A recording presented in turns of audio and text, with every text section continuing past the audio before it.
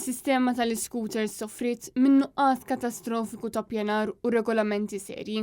Dan intqal minn 10 organizzazzjonijiet tal-istudenti li esprimew id-diżappunt tagħhom għal mod li bih il-gvern se jaqbad u jwaqqaf il-kiri tal-scooters mis-sena d-dieħla.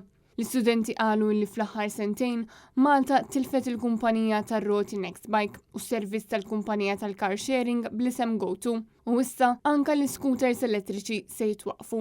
Barra minn hekk huma qalu li s-servizz tal-scooters żviluppa reputazzjoni negattiva ħafna drabi minħabba sewqan perikolus, parkeġġ u nqas ta' prekawzjonijiet ta' sigurtà.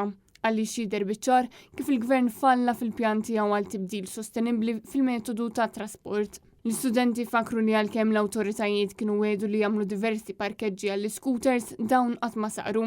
Insistew ukoll fuq il-fatt li l-gvern għandu jagħti priorità li titjib tal-infrastruttura tat-toroq biex jippromuovi trasport aktar sostenibbli u mhux jagħmel il-kuntrarju.